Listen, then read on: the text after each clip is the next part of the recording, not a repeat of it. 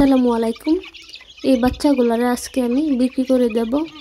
এদের বয়স 1 মাস 20 দিন। আমাদের এলাকায় ঘুরে ঘুরে সুপারি কিনে এক ব্যক্তি, তো ওই ব্যক্তি দেখে বলতেছে বাচ্চাগুলো আমি নেব। তো উনি বাচ্চাগুলা নেন। আমার শ্বশুরমশাই দামাদামি করে ওদের পিস পড়ছে 160 টাকা পিস। 20টা বাচ্চা আমি বিক্রি করছি, আমার হাতে দিছে 3200 টাকা। তো ওদেরকে আমি বিক্রি করে দিলাম। আলহামদুলিল্লাহ মুরগির বাচ্চা বেচে আমি 3200 টাকা হাতে পেলাম।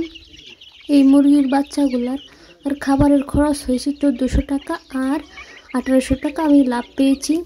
আমার একটা বড় ভুল হয়ে গেছে। পাশের বাড়ির জায়ের থেকে এই মুরগিটা 350 টাকা দিয়ে কিনেছি। ওই জাতটা ভালো ছিল, এই জাতটা ভালো দেখে আমি কিনছিলাম, মানে আমাদের বাড়ির পাশের বাড়ি। তো কিনে লাভ হয় নাই। মুরগি আমি যতই আনার চেষ্টা করি ততই চলে যায়, মানে ছাড়া মাত্রই ও চলে যায়।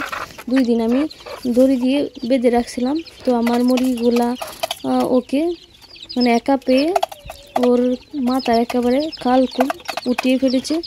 তো একে আমি কিভাবে পোষ মানাবো যদি একটু কমেন্টে বলতেন তাহলে খুব উপকার হতো। আর এই হলো আমার কুচ্চা মুরগি, ওকে আমি বন্দি করে রাখছি।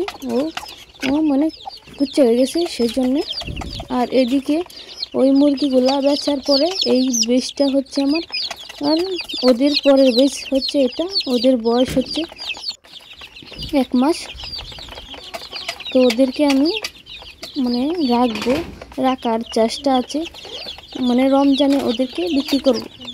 আর এদিকে তারপরের বেস হলো এগুলা ব্রোডিংয়ে। ওদের বয়স হচ্ছে 20 দিন।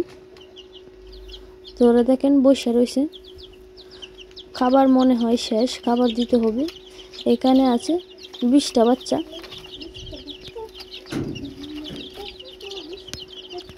আর ইনকিউবেটরে আমি আরও কয়েকগুলা মানে ডিম দিছি। এখানে আমার মুরগির ডিম 24টা আর হাঁসের ডিম 14টা দিয়ে বসাইছি। ইচ্ছা জাগছে যে হাঁসের ডিম পালবো। দোয়া করেন যেন আমার ডিমগুলা ফুটে। হাঁস পালার ইচ্ছা আছে। তো আজকের ভিডিও এ পর্যন্ত। সবাই ভালো থাকবেন, সুস্থ থাকবেন। আল্লাহ হাফেজ। আসসালামু আলাইকুম।